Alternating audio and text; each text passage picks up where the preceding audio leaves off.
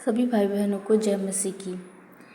आज का वचन है मत्ती 8:5 में लिखा गया है, और जब वह कफरनहूम में आया तो एक सूबेदार ने उसके पास आकर उससे विनती की। प्रभु यीशु मसीह इज़राइल के गांव में घूम रहे थे। वो जगह जगह जाते थे और बहुत सी भीड़ उनके पास इकट्ठी हो जाती थी और बीमार लोग उसके पास आते थे। तो इसी तरीके से वो एक जगह से होकर दूसरे जगह को जा रहे थे। उसी रास्ते में जाते हुए जब वह कफरनहूम के गांव में आए तो वहाँ पर एक सूबेदार था। उसने कहा, उससे विनती की कि हे प्रभु, मेरा सेवक घर में झोले का मारा बहुत दुखी पड़ा है। उस सूबेदार ने कहा कि हे प्रभु, हे यीशु, मेरा सेवक, मेरी सेवा टहल करने वाला एक व्यक्ति जो मेरा सेवक है वह घर में है और उसको वह झोले का मारा हुआ बहुत दुखी पड़ा हुआ है। उसको एक बीमारी है और मेरे घर पे मेरा दास, मेरा सेवक पड़ा हुआ है बीमारी में। उस सूबेदार ने यीशु मसीह से ये विनती की। तो प्रभु यीशु मसीह ने उसकी विनती को सुना और सुनने के बाद उन्होंने उससे कहा कि देखो, तुम थोड़ा धीरज रखो, थोड़ा सब्र करो। मैं अभी इन गांव में हूँ, अभी मैं आऊँगा कुछ देर के बाद से, तब तुम्हारे सेवक को चंगा कर दूँगा। तो प्रभु यीशु मसीह ने उससे कहा मैं आकर उसे चंगा करूँगा। यीशु मसीह ने उस सूबेदार से कहा कि तुमने अपने दास के लिए विनती की है जो झोले का मारा हुआ है, जिसके लिए दास के लिए कोई मालिक इस तरीके से नहीं कहता है। बहुत कम ही होंगे जो इस तरीके से गिड़ाएंगे। लोग अपने लिए और अपने बच्चों के लिए, अपने परिवार के लिए कहते हैं, लेकिन उस सूबेदार ने कहा कि मेरा सेवक झोले का मारा हुआ है, क्योंकि उसने उसकी तकलीफ़ को देखा कि वो बहुत बीमारी में और बहुत ही पीड़ा में पड़ा हुआ है। तो प्रभु यीशु मसीह ने कहा कि मैं आकर उसे चंगा करूँगा। हम इससे सीखते हैं कि प्रभु यीशु मसीह चंगा करने वाले परमेश्वर हैं। हमें किसी भी तरह की डॉक्टर के पास, वैद्य के पास जाने की, इलाज कराने की ज़रूरत नहीं है। यीशु मसीह चंगा करने वाले परमेश्वर ने स्वयं कहा कि मैं आकर उसे चंगा करूँगा।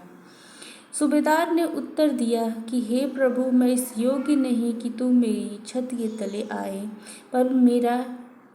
पर केवल मुंह से कह दे तो मेरा सेवक चंगा हो जाएगा। सूबेदार ने उनसे कहा, यीशु मसीह से कहा कि हे प्रभु, मैं इस योग्य नहीं हूँ कि तू मेरी छत के तले आए। आप मेरे घर आइए, मैं इसके योग्य नहीं हूँ, पर केवल आप मुंह से कह दीजिए तो मेरा सेवक चंगा हो जाएगा। सूबेदार ने कहा कि आप केवल मुंह से कह देंगे यहीं से, और मेरा सेवक घर पर है और घर पे वो सेवक झोले का मारा हुआ रोगी बैठा हुआ है, और आप यहाँ कफरनहूम में हैं। यदि आप यहीं से कह देंगे तो वहाँ मेरे घर पे बैठा हुआ सेवक चंगा हो जाएगा, झोले का मारा हुआ। यीशु मसीह ने उससे कहा कि देखो, मैंने इज़राइल में भी इस तरीके का विश्वास नहीं देखा। इस व्यक्ति का विश्वास देखो, क्योंकि मैं भी पराधीन मनुष्य हूँ और सिपाही मेरे हाथ में हैं, और जब एक से कहता हूँ जा तो वह जाता है, और दूसरे को कि आ तो वह आता है, और अपने दास से कहता हूँ कि यह कर तो वह करता है।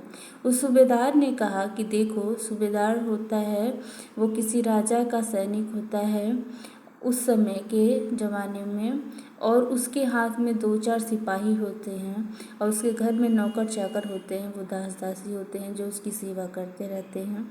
तो इसीलिए सूबेदार ने कहा, क्योंकि मैं भी पराधीन मनुष्य हूँ और सिपाही मेरे हाथ में हैं, और जब एक से कहता हूँ जा तो वह जाता है, और दूसरे को कि आ तो वह आता है, और अपने दास से कहता हूँ कि यह कर तो वह करता है, और जब मैं अपने दास से कहता हूँ कि यह कर तो वह करता है। सूबेदार ने इन बातों को प्रभु यीशु मसीह से कहा, विनती करते हुए कहा।